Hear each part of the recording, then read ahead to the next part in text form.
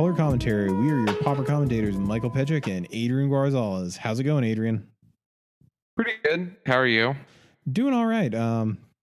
Busy week at work, so we're recording a little later than we usually do in the week, but still getting that episode, still, making sure that we sate our weekly commitment to content creation. Not much else. Do we want to go directly into the upkeep, or you got anything for us before the upkeep? Say you're beautiful. Wonderful. I appreciate it. All right. So this show is brought to you in part by Original Magic Art. They are currently not shipping stuff out due to some stuff going on in Josh's life, but you can still place an order there, and it'll get shipped as soon as possible. Original Magic Art has a whole lot of Magic accessories and cool stuff for Magic players that is not directly Magic cards. And with the holiday season well upon us, if you need something for that Magic player in your life, they have all sorts of cool stuff. They've got dice bags, playmats, art prints, tokens featuring classic art from the rest of the world, as well as Magic art they have officially licensed. They've got cool stuff right now, like prints of the new Cryptic Command art. They've got all sorts of interesting pieces that are officially licensed and you can't get anywhere else. So if you are interested in getting yourself or someone else in your life, since it is the season of giving, something cool Magic related, I highly recommend Original Magic Art. They do great work and we stand by their products. And while you're there, if you use the code Commontary, all caps, when you check out, you're going to get 5% off your order. And also we get a little bit of a kickback here at the show. So you're helping keep the lights on here. And on top of that, you're getting a little bit of a discount on those sweet, sweet Magic products that you love so much. So again, Commontary, spelled as it is in our name, all caps, 5% off, and help support the show. Adrian, what do you have for us? Well, as usual, we're on Patreon. If you'd like to support the show directly for as little as $1 an episode, you get access to both our pre-show and post-show, as well as access to a patron-exclusive Discord channel. So if you like the show, support us. Thank you. Yeah. Also, for those who don't know, Patreon walked back their decision to increase fee charges to end users, the actual patrons. So it's still just $1 a show with some minor fees for you to get access to our Discord and, early copies of the show. So don't worry about that. We're not going anywhere. If at some point in the future they do up their charges enough, we will find an alternate method for something similar. All right. So first off, let's talk about the big bombshell that dropped this week in the form of there are now Pauper side events happening at a bunch of GPs run by Channel Fireball. And that's pretty cool. It's a major step in the recognition of the format. The fact that a big vendor like Channel Fireball is willing to do that is really huge. And they even asked, what would be a good city to do a Pauper GP in? So it looks like they're just trying to gauge interest, seeing if it would be something to be profitable.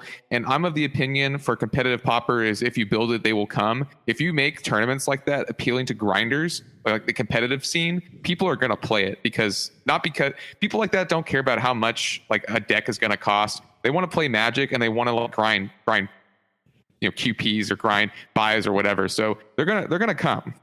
Yeah, and right now, the fact that they've added a Pauper side event for every GP happening in the month of January is a lot more than I would expect. I kind of expected them to be like, all right, we'll try this out at this one GP, and, this way they actually have more data points to see how popular these events are, and hopefully this is a step towards an actual Pauper GP, which I can assure you I will do everything in my power to attend, because that'd be pretty cool.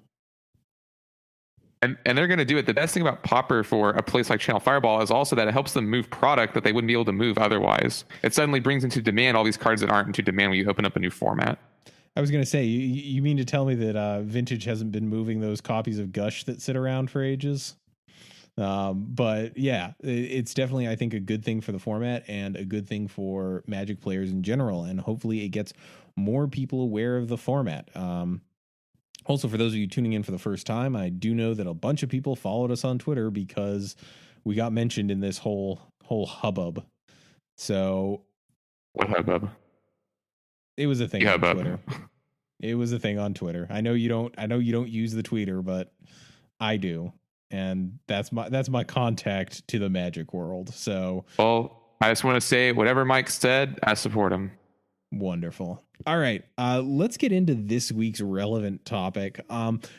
So we're talking about a deck that I actually made fun of when we reviewed Iconic Masters. And this was something that a lot of people sort of outside and just tangential to the Pauper sort of the Pauper sphere online were talking about when they saw the downshifts.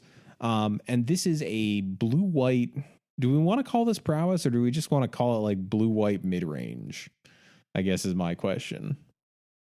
I think you could call it prowess. I think that would be an apt title, but mid range works fine too. Yeah, so this is a spells matter deck that's sort of a little bit of a different take. So we've had for a long time in the format, we've had, no matter what you want to call it, Delver Fiend or Blitz or Eye Candy or any of these million names the deck has had over the years. There's always been sort of this presence, as long as I can remember, of this blue-red deck that plays creatures like Kiln Fiend and Nivix Cyclops and formerly Delver, now usually airing into the side of Augur of Bolus. But it's always kind of been this presence of this very fast combo deck that out of nowhere just is bashing you in the face with a trampling double strike 10-4. And this deck is very, very powerful when it goes off. It does have some glaring weaknesses in the face of stuff like edict effects and, even just your opponent having removal when you don't have counter magic up can be tricky for it. But this deck that we're talking about today is a blue deck that splashes white for one very specific card, but kind of plays in a similar realm, but less, I guess, explosive. Do you think that's fair? Yes, I think you have to cast more spells, I think, for this deck to win, but it's still kind of aggressive. It's not like all in on the combo or anything. Like you're not trying to kill them in one turn. You're trying to kill them over maybe 2 or 3, but still does utilize some of the same elements that you were discussing. Yeah, it takes advantage of cheap or free spells and tries to leverage them into more than what they just read on the card. So let's get into the creature base. So starting it off, 4 Delver of Secrets, and everyone knows this card for Pauper. It's a 1 mana 3/2 flyer with pretty much no downside. But it does kind of hint towards the fact that we are going to be looking at a deck that runs a lot of instants and sorceries. Delver of Secrets is best when you're not guaranteed, but you're likely to get the random flip of this card, even if you don't have a card to set it up turn 1. And I can't really think of a reason for a deck like this, which is already running 24 spells main deck, that will flip it, to not just kind of run this spell as a freebie. I guess, is there anything else to add about, the most played creature in this format probably of all time? Get over it. All right. Next up, we have a spicy little inclusion, Elusive Spellfist. Elusive Spellfist showed up in Iconic Masters, but originally showed up in Dragons of Tarkir, and it's 1 and a blue for a 1/3. And whenever you cast a non-creature spell, it gets +1/+0 until end of turn. And even more importantly, can't be blocked this turn. What are your thoughts on this one? I like it because, so what am I trying to say here? You can sort of think of it as a blue Kiln Fiend, right? It's a 2-drop that gets bigger when you play stuff. Kiln Fiend is a little bit different because it gets way more power. I think Kiln Fiend gains what, like 3? It's a lot. Yeah, it's +3/+0 versus +1/+0 and unblockable. But Kiln Fiend itself does not get unblockable. So I think that goes back to what I mentioned earlier, where you're not trying to go all in on a Kiln Fiend or a Nivix Cyclops to just win the game on the spot. You're instead trying to chip in over a couple of turns with maybe the Elusive Spellfist and a Delver in order to eventually close the gap with your opponent. Particularly, no, it is a little bit less vulnerable than Kiln Fiend. Kiln Fiend only has 2 toughness, so you could conceivably firebolt it. It is much better on the defense, for instance, if that ever comes up. And I do like that it does have unblockable tacked onto it. Yeah, I like the fact that it has, a very, very difficult to deal with form of evasion. I can't think of any way that you can shy of removing this once the pseudo prowess trigger on it has resolved.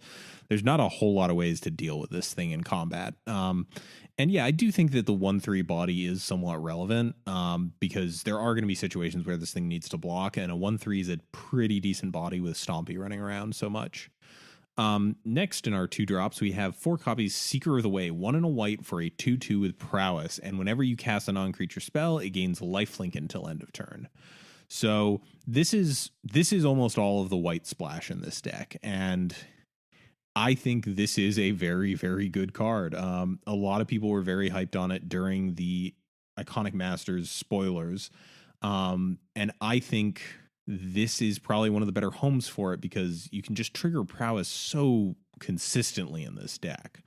What are some of your thoughts on this card here? Seeker of the Way is one of those cards that I thought was going to be in more decks. So it's not doing as well as I thought maybe it was going to. I thought it was one of the biggest gets we were going to get. That being said, still a very strong card, and I think you're right. I think it just needed to find a home. And I think that blue, originally I thought maybe we would go into Boros.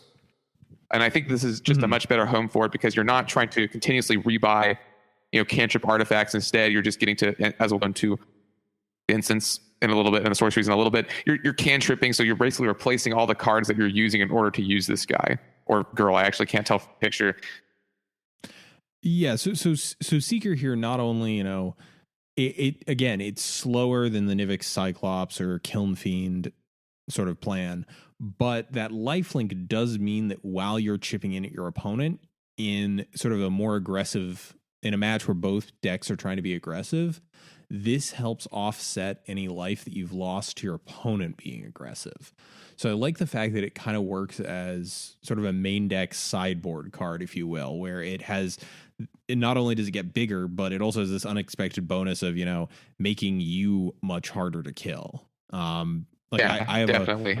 I have a very hard time imagining like Burn dealing with this in a convenient way once it resolves.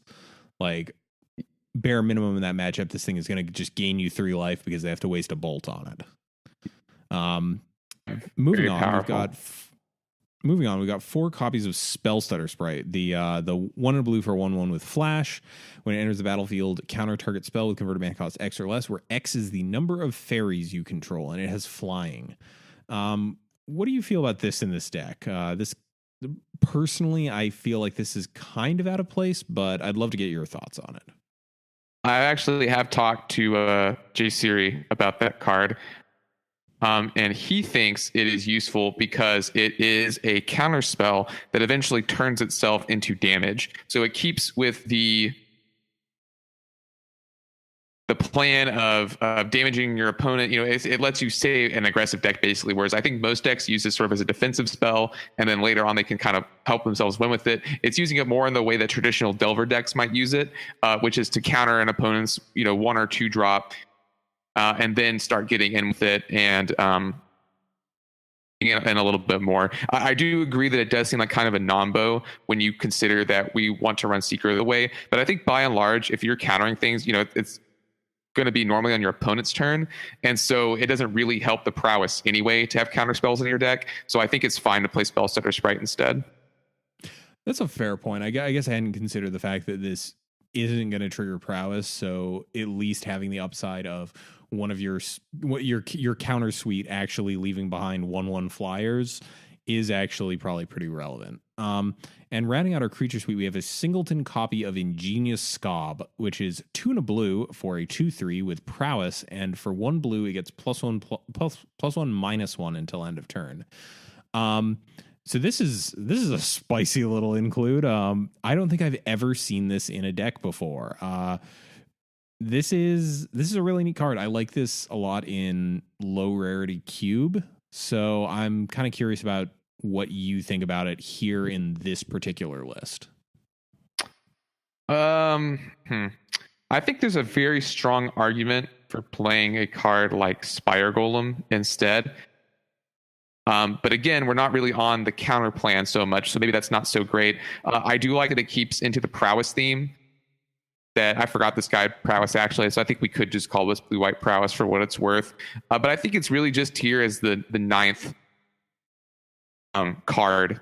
And then the flowstone ability is just gravy, because if you can make it unblockable, or if it goes unblocked, you could theoretically pump it a whole bunch and then be able to kill your opponent out of nowhere. So I don't think it's I do like the fact that it also gives you a late game mana sink, because even though this deck's running a very low land count, it is nice to be able to have something to pump your mana into. Like I know Delver lists in the past have run sideboard copies of Frostburn Weird for that exact reason, and I think that this is better than Frostburn Weird here. I agree. I think because it is prowess and you're able to do that flowstone ability a lot more, it's a lot stronger.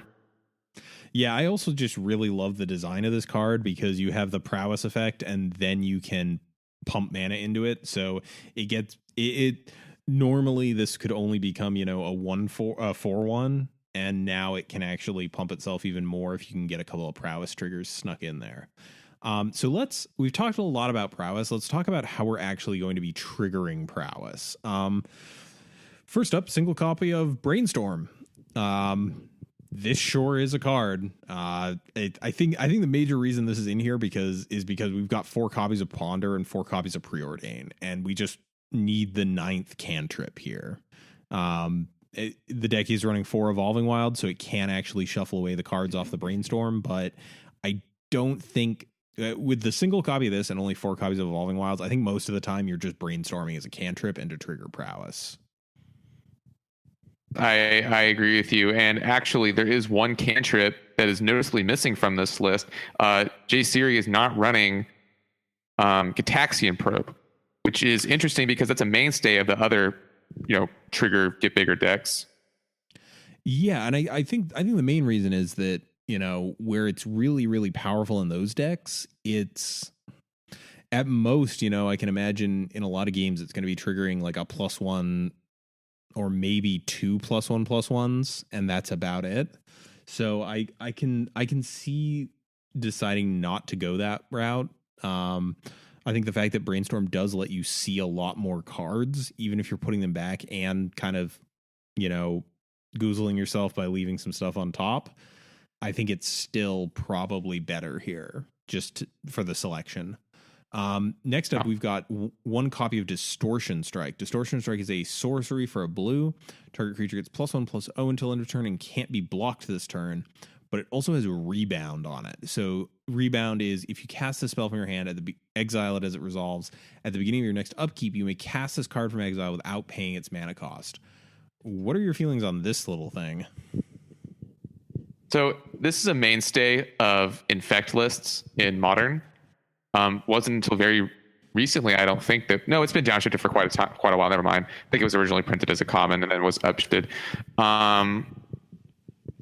It's a mainstay of the infect lists, and this deck is kind of like infect. You're trying to make one thing really big and then kill your opponent with it. So I do like it quite a bit.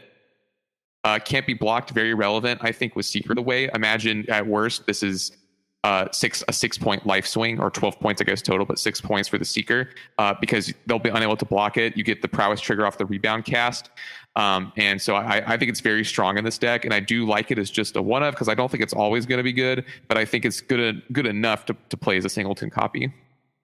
Yeah, and I definitely like the fact that, this paired with Seeker and maybe a couple of elusive Spellfists, you do have the ability to make everything unblockable and just make your... I like the fact that this deck seems to have a decent shot of invalidating your opponent's blockers so that you can just sort of sneak in and there's nothing they can do to stop it. Next up, in order to get these attackers a little bit on the bigger side of things, we've got 3 copies of Mutagenic Growth, which is a Phyrexian green mana for an instant. So it's always going to be pay 2 life to cast this in this deck. And target creature gets +2/+2 until end of turn. So on a lot of stuff in this deck, it's going to be +3/+2, +3/+3, that sort of effect. I think this is just gas here, right? Yeah. Very strong, especially with Ingenious Scob and Seeker of the Way. Yeah, and like even just one prowess thing triggering off this, making it a free giant growth, I think is fine. I think the fact that it can be, you know, a giant growth that also makes your thing unblockable, or a giant growth that also tacks on lifelink, is super, super relevant in a lot of matchups. Covered our cantrips here. Then 4 copies of Vapor Snag, which is blue instant, return a creature to its owner's hand. Its controller loses 1 life.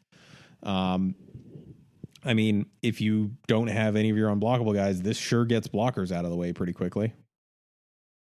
I think the point of life is pretty relevant, and also you can use it to bounce a spell stutter sprite to your hand, absolute worst case, or one of your creatures to save it. Yeah, I like the fact that either one of those modes seems pretty appealing to me. The fact that you can get a blocker out of the way, you can save your own thing, and the 1 point of life could in fact be relevant. Like when you've got the full play set of these, you know, tempo plus a tiny little ping is pretty nice. Next we've got 4 copies of Daze. Oh my goodness. This is hateful.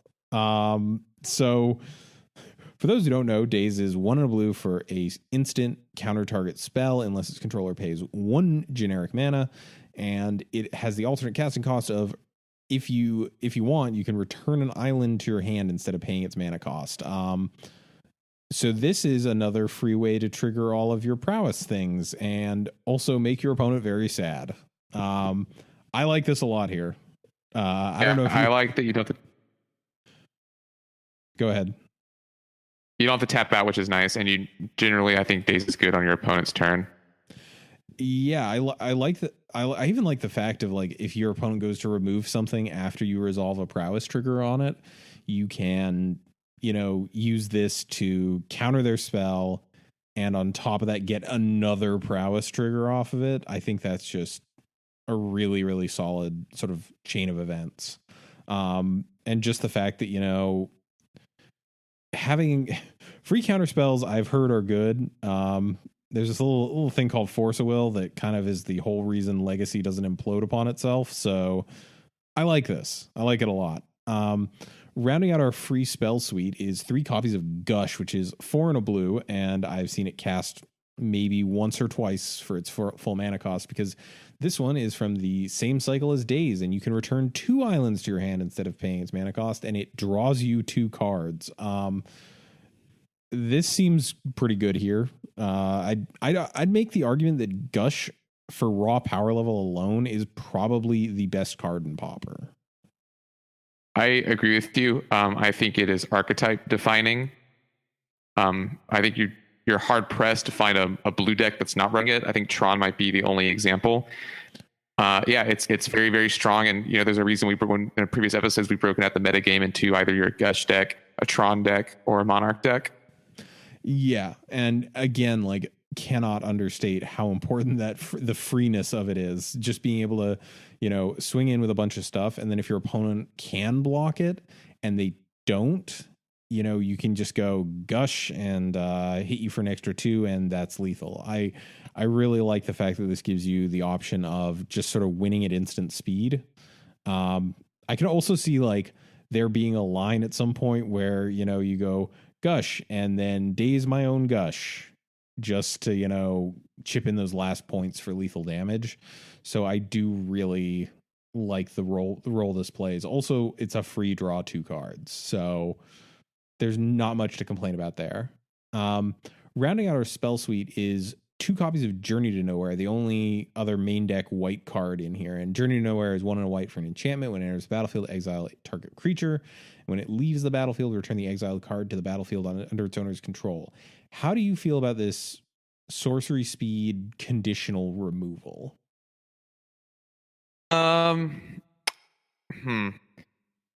It permanently deals with threats, which this deck can't really do, but Vapor Snag is just so good. It might be a concession just to some bigger creatures, maybe, or some creatures that might kill you before you kill your opponent. You don't have Vapor Snag handy. I don't hate it. Is also for what it's worth. I think it's less strong than in the Skyfisher deck, certainly, but I don't hate it. And I think it's good because the deck lacks hard removal. Yeah, I think, you know, having it in there is a bit of a concession, but also kind of mandatory just so that you can deal with those hard to deal with threats. Yeah, again, like, so sometimes you play cards because you have to, not because you want to, and this certainly feels like that. For our land base, we're looking at 4 copies of Evolving Wilds, 11 islands, and 2 plains. Nothing fancy here. 17 lands is very, very low, but if you look at this, the curve here doesn't go past 3. Like, if you're in a situation where you're casting Daze or casting Gush for its full mana cost, excuse me, you're not probably winning that anyway. So I think this is just fine here. Yeah, I would like to talk a little bit about the mana base. 2 planes might seem very low, but like you just mentioned, this is a Gush Daze deck, so a high island count is very, very important, and it's not like you need more than 1 white source in most games anyway. Yeah, I can't. There are going to be the games where you have 2 Seeker of the Ways in your opener, but those are going to be pretty far and few between. So I think I'm happy with this mana base. And there is something to be said for just the simplicity of it. Like, there are the 4 fetch lands, but that's it. There's no tricks here. There's no getting cute with the mana base. It's just, I want untapped lands as much as humanly possible, please. And I think that works out in the deck's favor. Getting into the sideboard, let's talk about this. 2 copies Dispel, 3 copies of Gut Shot. Gut Shot is a Phyrexian red, so you're always paying 2 life in this deck. For an instant, deal 1 damage to target creature. Last copy Mutagenic Growth hiding in the sideboard. 3 copies Hydroblast, a copy of Piracy Charm, 2 copies Echoing Truth, another Journey to Nowhere, and 2 copies of Stormbound Geist. Any sort of reactions from you to this sideboard and the choices therein? 3 copies of Gut Shot and 1 copy of Piracy Charm is pretty interesting to me. Both the cards generally accomplish the same thing. Piracy Charm's a little bit more flexible, but Gut Shot costs less. Do like the rounding out of the extra journey. Yeah, and let's talk about Piracy Charm for a second. So it's a blue for an instant. Choose 1. Target creature gains Island Walk until end of turn. Target creature gets +2/-1 until end of turn. Or target player discards a card.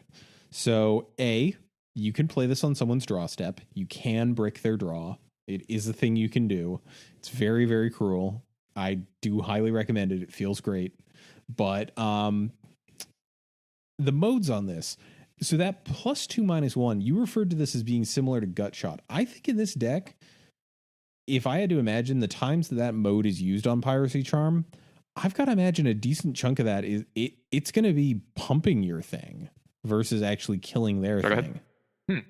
Oh yeah, that's because of the prowess trigger. Yeah, okay, that's actually a very good point. I was going to say, because of the prowess trigger, it just becomes a +3 +0.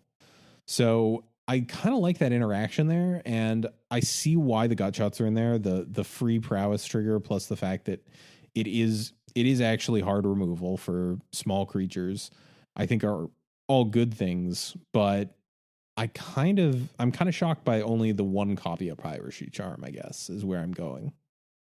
Because you think it's so good and flexible. Yeah, I think it's a charm. It's a charm where one of the modes has 2 modes on it. So I think that's a pretty big game there. In this sideboard, also the Echoing Truth, I think, is mostly a concession to the fact that Boros Monarch exists, and I've got to imagine that that's one of this deck's problem matchups.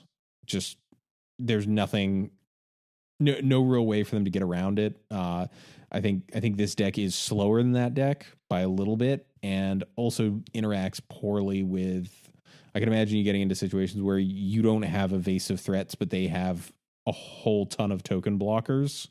So I think having this, having Echoing Truth there to handle tokens is a really good thing.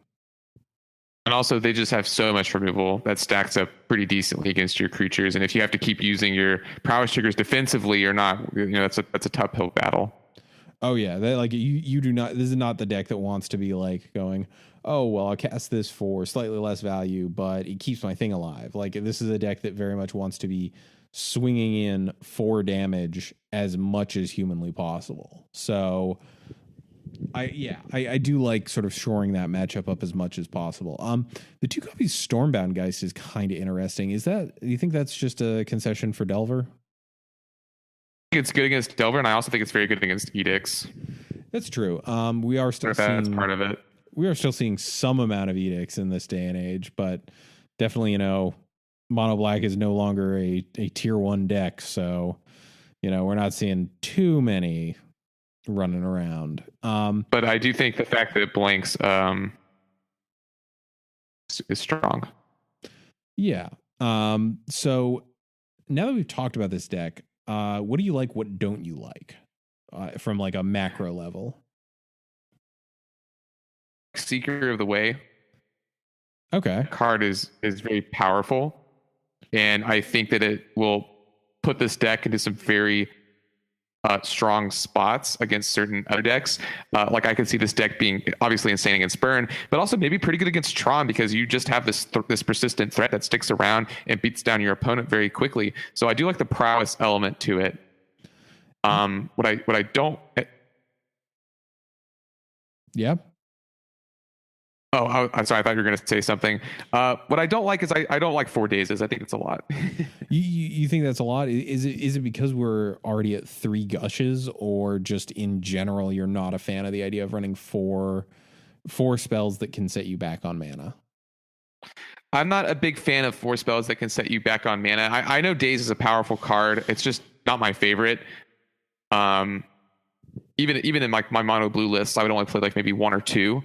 Here, maybe it's a little bit more important to trigger the prowess, but I'm just not really a big Daze fan in general, I don't think.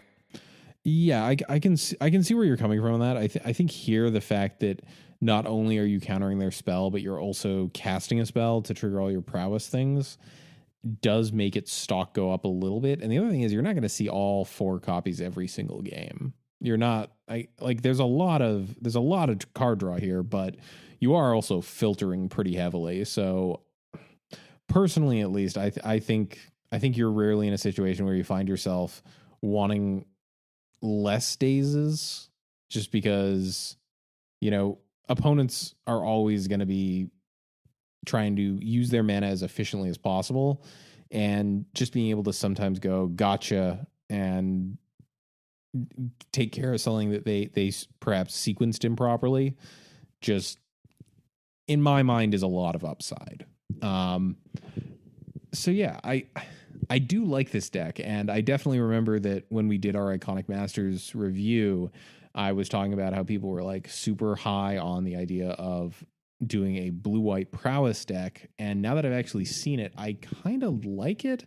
I like the fact that it doesn't lean too heavily into prowess. It just leans into going, I'm going to play a pile of very, very good blue spells, and I'm also going to play a bunch of stuff that synergizes well with them. I guess, are there any other things you'd think about adding to this deck, or maybe removing? Because you did mention you don't like the 4 days. Is there anything else that you'd like to see here? Seeing Probe would be good. Free way of triggering your opponent's hand is nice. Maybe like I think you mentioned this earlier, maybe it doesn't run it because it's not as all in as the other, the blue red ones. So maybe that's a good reason not to. But I don't know. I would have liked to have seen something like that. Yeah, I can definitely see the argument for that. I do have some level of concern, with 7 Phyrexian mana spells across the main and sideboard. You are running a lot of things that involve you paying life. So I could definitely see it being an issue where, running Git Probe means that you're just pinging yourself a little bit more than you'd like to. So I can definitely see a reason not to there, but I do agree that it would be interesting. I think there's some space to be explored there. And yeah, I just don't think that it's, how can I say this? I don't think it's a perfect fit, but I also don't think that it's outright wrong to play. And so we'd kind of said that we were going to talk about this more in depth in our notes. This versus Blitz, if you had the choice to play one of these 2 decks in, let's say, next week's Friday Night Magic, where you're going to play Pauper, which would you pick and why? I think I would pick this deck. And the reason why is I think it's a bit less of a known quantity, which for a good deck certainly has its upside. Is the deck perfect? Is it tier 1? I'm not really sure. But everyone already knows is it Blitz. And so I think if you attack them from a new angle, that can be kind of interesting. And I know that we've sort of poo-pooed some rogue decks based on that before, but if your deck is good, the rogue element is definitely something else that has going for it. Plus, I think it'd be fun to play with Seeker of the Way, Spellstutter Sprite. Like these are all sweet cards that the Blitz deck isn't playing. I guess I think the big difference for me when I look at these two lists is, you've mentioned it before, the all-in factor. Like Blitz is hoping to resolve one, maybe two creatures that actually matter and beating in with those.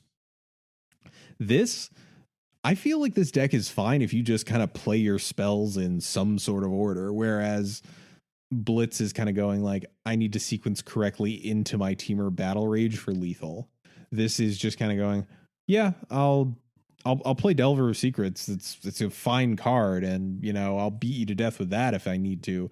But I can also play like this weird kind of explosive thing where like I have a couple of Spellfists and a Seeker of the Way, and I'm going to cast I'm going to chain together like 3 mutagenic growths and just lethal you out of nowhere. So I do kind of like the fact that it plays either game. And as we mentioned before, like it's a mid-range deck, and I do love me a mid-range deck. So I guess you're saying you'd take this over Blitz. What sort of thing would make you reconsider that? Like any sort of known quantity, like if you knew certain decks were going to be in a metagame, what would sort of discourage you from playing this particular list and instead pick up something that's perhaps a little bit more glass cannon-y like Blitz? I guess if I knew that there were not a ton of Hydroblasts in the meta, that would make me consider Blitz a little bit more. Because red can be kind of a liability if you have a lot of blue decks. If there was no edicts, if there was like no removal, basically. yeah, because obviously when you're threat light, I think that's the other thing. Barring the Spellstutter Sprites in this, every creature in here is a pretty credible threat. None of these are like, with Blitz, you've got your 4 copies Kiln Fiend, 4 copies Nivik Cyclops, and then 3 to 4 copies of Augur of Bolas. Augur of Bolas is not what wins those games. In this list, we're looking at 13 creatures that could pretty viably win you a game versus 8. So, an old joke that the way to beat Blitz is you just count to 12, and after that they're just done. But with this, you're looking at a lot more creatures, I think, that can realistically be considered a win con. So yeah. I think that's certainly an upside for this. I'm actually just going to pull up an actual Blitz list just so I can have it next to me, just so I can see, because I've got to imagine like the spell base here is not super far off. You're missing out on the bolts. You're missing out on the Teamer Battle Rages that are kind of, the oops, I win button. And you're missing out on stuff like Apostle's Blessing, which this deck could easily run and actually cast for mana versus life. But I don't think this deck really needs that sort of access to attack on, just because it does have these creatures with built-in evasion. It does have, ways to pump them up pretty efficiently. I think that is, another point in its favor is just the fact that I'm looking at an Is It Blitz list that went 6-0 in the Pauper Challenge, and I'm seeing a copy Artful Dodge. I'm seeing 3 Apostles' Blessings, and, bolts can be used as removal. I'm seeing like a decent chunk of slots that are being devoted just to getting in and making sure that one lethal turn is in fact that lethal. So I think the fact that you do get to reclaim some slots is really, really valuable in this list. Okay, that's fair, and I think that's a very good analysis. Um, all right, so we've talked a little bit about this versus Blitz, and obviously Blitz still a very good deck. I was vaguely aware, but it's sitting there at the number 6 slot right now on MTG Goldfish, so no real slouch. But I guess What yeah, go ahead. these do you think is gonna win? And if you were to play this against Blitz, what deck do you think would win? Um, Man, oh, that's a tricky one.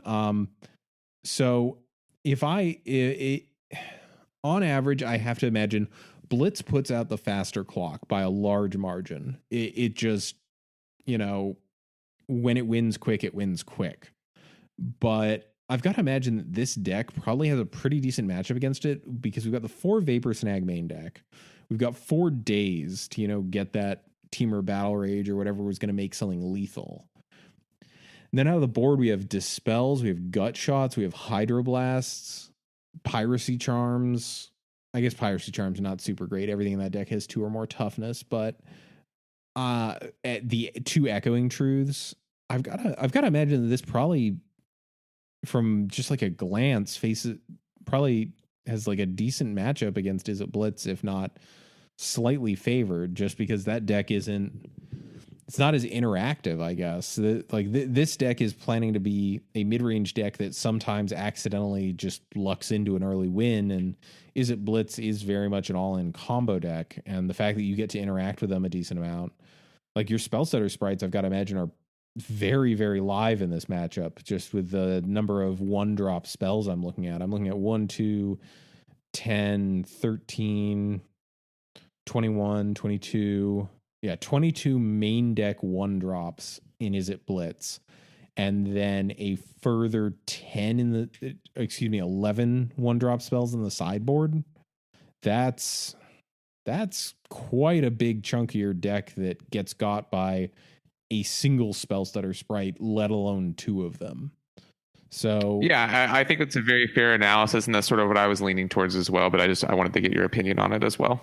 yeah, I think that's a good thing to think about, just because I definitely, not to rag on myself too hard here, but I dismissed this when people first started mentioning it as like, a lot of these people aren't super into the format, or, they might not be the super spikiest, but I think there is actually something here. And it's less the fact that, like, I think this deck could be run without Seeker. I think there fully is like some sort of like blue mid range with Spellfist and other spells matter cards. I think I think that Seeker pushes it over the top, but I think the big thing was that I was looking at the prowess cards, not the things that enable them. Because looking at this list, like, I'm looking at this spell suite, and Brainstorm, Distortion Strike, Mutagenic Growth, Ponder, Preordain, Vapor Snag, Daze, Gush. These are all very good cards that you'd like to play anyway, and getting an extra little bit of value out of them, I think is, not bad. Just being able to say, oh, by the way, this Gush also represents 3 extra points of damage, or being able to say, I'm going to Vapor Snag your thing, and not only do you lose the life for getting Vapor Snag, but you're also taking 2 from my creatures that are bashing in. Just really, really helps up that clock. I think a mono blue build of this would be a turn or 2 slower, maybe. But I don't know. Yeah, I like the fact that Seeker of the Way both keeps you alive and actively advances your game state, versus selling like, let's just give it the easy comparison. Let's say a Ration Cleric, which is one and a white for a 1/3 that gains you 3 life when it ETBs. Seeker of the Way does require you to play an additional card, but it's also a 3/3 that gains lifelink. So I don't know. I'm pretty hyped on the fact that this lets you functionally play a sideboard card in your main deck and have it be one of your main threats. So yeah. I think again, and I'm not just trying to be a yes man here. I think your analysis is spot on. I think Seeker of the Way really pushes prowess as an archetype in a way we haven't seen it before. Similar, and I only being in name only, similar to Affinity, where you have like an archetype built around a keyword. I think that Seeker of the Way certainly pushes it closer to tier 1, even if it's not quite tier 1 yet. And really, this deck almost reminds me of a vintage deck in a way, and I'll explain why. You're running these threats, and as long as you draw one of them, you win the game, and then you run all these cantrips that not. And I'm not trying to say that Seeker of the Way is Monastery Mentor, but that's kind of what I'm saying, where you play this one threat that just sticks around, or any of the prowess cards, and then you play a bunch of cantrips, and then you win the game. Like, it's pretty sweet.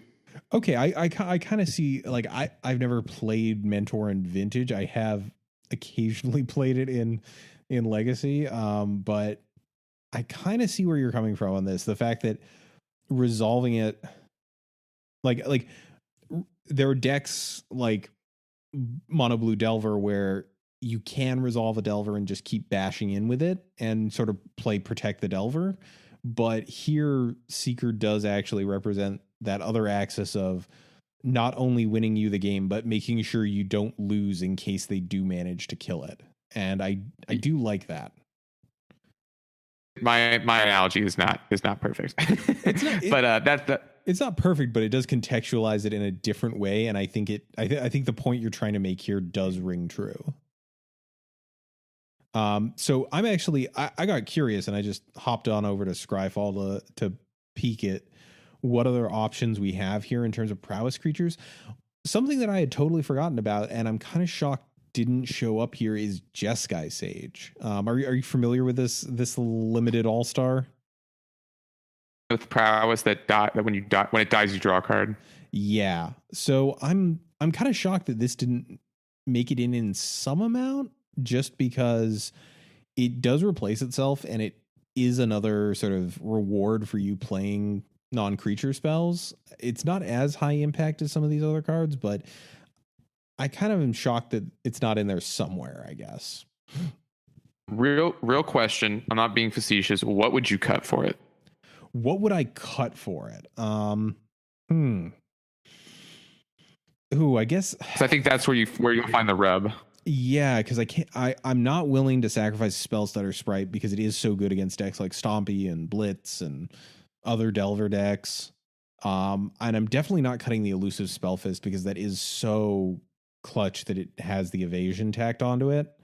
I guess I see where you're coming from now. It's not that it's not a good card. It's just that the deck doesn't really have room for it. And I'm also reticent to cut the journeys out of the main deck just because otherwise those two planes become a little bit harder to justify, and you don't want the one land splash effect. Okay. I see where you're coming from here. I think it would be sweet to be able to run it, but I just don't think there's room for it. And you sort of hit it. I think the journeys might be the most cuttable thing here. If you really wanted to run them, and then I could see them maybe as a 2 of. So I don't hate that for what it's worth. Yeah, and I'm also looking in, like, a lot of the prowess creatures we've gotten are, either not in the right colors, or they just, I don't know, like, I'm not trying to resolve Whirlwind Adept in this format ever. Like, I do not want to be in a position where I'm casting a 5-mana 4/2, even if it does have hexproof and prowess. So I guess I guess my big thing here is, are there things that this is missing that I'm just not seeing? But I think it actually kind of hits some of the optimal cards, and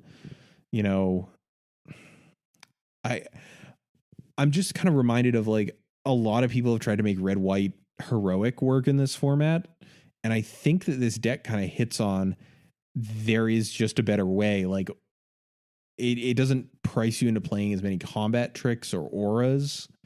And I think this deck is what people want when they think about red white heroic.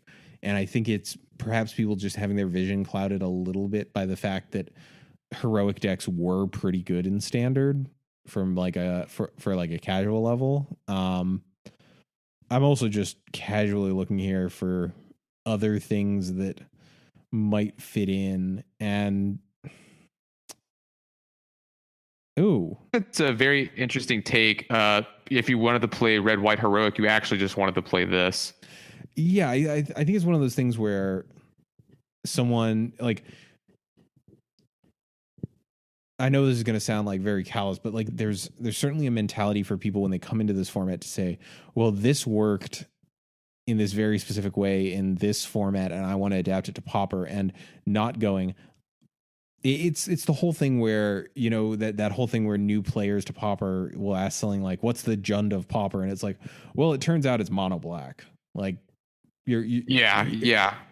you need to leave behind the Jund part of it. Like, if you want to enact a game plan similar to this is the deck you want. And I know it doesn't have the keyword that you like, but it's going to play very similarly in the way that it approaches winning the game. So I think that's the big thing here is, oh no, that's a bad card. Sorry, I've just got a window, and I've got a window open in the background. I saw Thistledown Duo, and I thought it was a much better card than it was. Thistledown Duo, for those who don't know, is 2 and a hybrid white blue for a 2/2. Whenever you play a white spell, it gets +1/+1 until end of turn. Whenever you play a blue spell, it gets flying until end of turn. I will see myself out from this podcast forever. But how much does it cost? 2 and a hybrid Azorius. It's too not much. Great. It's just too much. I'm also seeing like Zephyr Scribe, which is the looter that untaps when you cast a non-creature spell. I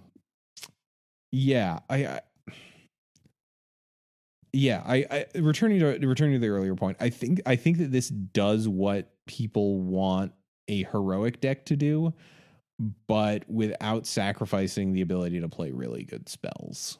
Because at the end of the day, like, you could swap out the creatures for something different. The spell suite here is really what I think sort of seals the deal for me. The fact that you get to run 9 cantrips, you get to run 3 copies of Gush, you get to run Vapor Snag, and, you know, that is a very, very solid core for a deck.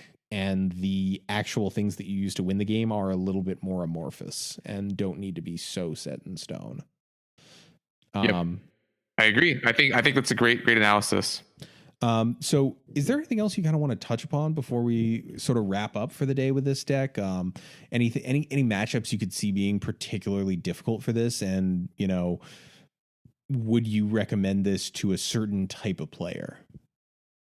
I think that Boros or Mono Black, I think a deck with removal will be tough for this deck.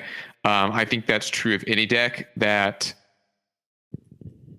super duper wide, and not that this deck can't, but it's trying to rely on like 1 or 2 really good creatures to win the game, and edicts are very good against that kind of strategy. So I guess in the metas like that, maybe not so good. I would be very interested to see how it does against Tron. I think it might be fast enough to beat that deck. So, but obviously the fogs are a little problematic, but I think that'd be fun. I think it's very good against a lot of the. I don't even argue that it probably does decently against like the fog heavy versions of Tron, because I don't think with this deck you're ever committing too many resources into trying to hit for lethal. I feel like there's definitely situations where you would hopefully be able to get in for lethal because you spend a couple spells mid combat and they go fog and you're disappointed, but I doubt there's many situations where that's just, you're done. Like you've expended all of these resources and there's no way that you can kind of get back into the game. So I think the fact that it just can play a reasonable mid-range game will probably help that matchup out in my mind. Yeah. And if you're someone like Mike said who enjoys red white heroic, enjoys mid range, or heck even enjoys blitz, I think you should try it out. Yeah, we have a little out of practice here since we haven't done this in a while with the deck tech. Looking at this online, $70, in paper $50.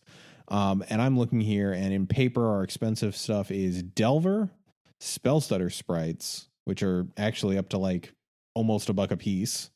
Ponders, Muted Mutagenic growths are up to $1 a piece. Preordain is kind of expensive. Daze and Gush still reasonably expensive. And then online, when I'm looking at it, okay, there we go.